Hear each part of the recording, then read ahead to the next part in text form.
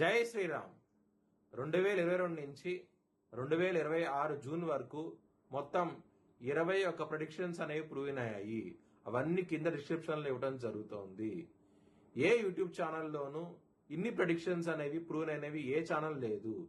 మీరు కనుక నన్ను సంప్రదిస్తే కనుక మీ date of birth, time, place of birth నాకు ఇస్తే కనుక మీ కెరియర్ గురించి, మ్యారేజ్ గురించి, ఫ్యామిలీ గురించి, బిజినెస్ గురించి, హెల్త్ గురించి చెప్పడం జరుగుతుంది.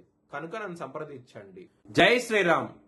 చనిపోయిన వారికి మాసకము, తద్దినము, సంవత్సరికము చేయబడును.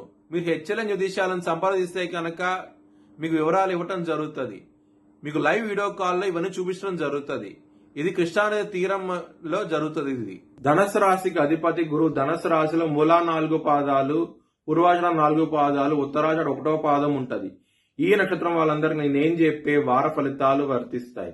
ఈ వారంలో ధనుసు రాశి వారికి తృతీయ స్థానంలో రాహు మాత్రమే యోగిస్తున్నారు. 17 ఆగస్టు నుంచి రవిగ్రహము అష్టమ భావం నుంచి నవమ స్థానానికి వస్తారు. దాని మూలంగా పాజిటివ్ థింగ్స్ వచ్చే అవకాశం ఉంటది. సింహరాశికి అధిపతి అయిన సూర్యుడు సింహరాశిలో ఉండటం మూలంగా ధనుసు రాశి వారికి పాజిటివ్ డెవలప్మెంట్స్ వచ్చే అవకాశం ఉంటుంది. తండ్రి వైపు నుంచి ఆస్తి రావాల్సి ఉంటాయి కనుక ఖచ్చితంగా వచ్చే అవకాశాలు ఎక్కువగా ఉంటాయి.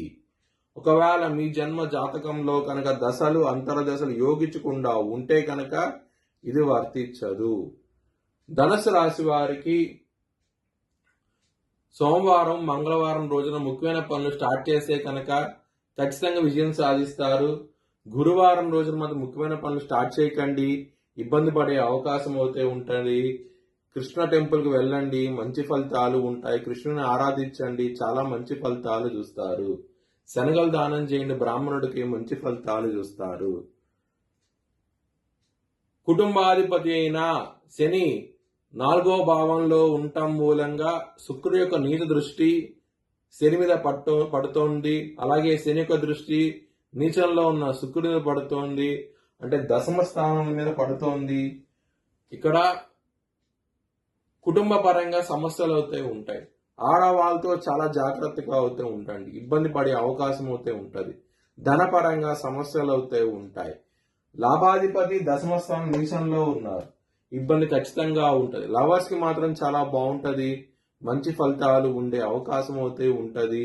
పంచమాధిపతి కుజుడు 7వ భావంలో ఉండటం మూలంగా పాజిటివ్ డెవలప్మెంట్స్ వచ్చే అవకాశం ఉంటుంది. లవర్స్ కి మాత్రం ఆరోగ్యపరంగా సమస్యలు, శత్రువుల పరంగా సమస్యలు ఉంటాయి. నారాయణ కవచం చదువుకోండి, చాలా మంచి ఫలితాలు అయితే ఉంటాయి.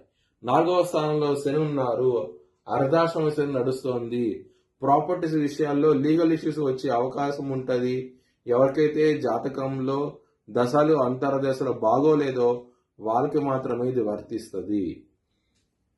బిజినెస్ పరంగా బ్యాడ్ టైం నడుస్తుంది, పెట్టుబడి తగ్గించి పెట్టుకోండి. మ్యారేజ్ పరంగా 7వ కుజుడు ఉన్నారు కాబట్టి గొడవలు అయ్యే అవకాశం ఉంటుంది, కొంచెం జాగ్రత్తగా అయితే ఉండండి. కెరియర్ పరంగా బ్యాడ్ టైం నడుస్తుంది, ఎందుకంటే దశమ స్థానంలో శుక్రుడు ఉన్నారు, చాలా జాగ్రత్తగా అవుతే ఉండాలి. కన్యా రాశిలో శుక్రుడు నీచంలో ఉంటారు. కుజుడి యొక్క 4వ దృష్టి శుక్రుడి మీద పడుతోంది, శని యొక్క 7వ దృష్టి శుక్రుడి మీద పడుతోంది. చాలా ఇబ్బందులు ఉంటాయి వృత్తిపరంగా. ఆడవాళ్ళతో జాగ్రత్త, వృత్తిలో మాత్రం వాళ్ళతో గొడవలు లాంటి పడకండి, ఇబ్బంది పడే అవకాశం అయితే ఉంటది. మీ భవిష్యత్ వివరాల కోసమై హెచ్ఎల్ఎన్ జ్యోతిష్యాలను సంప్రదించండి. Please like, share and subscribe my channel.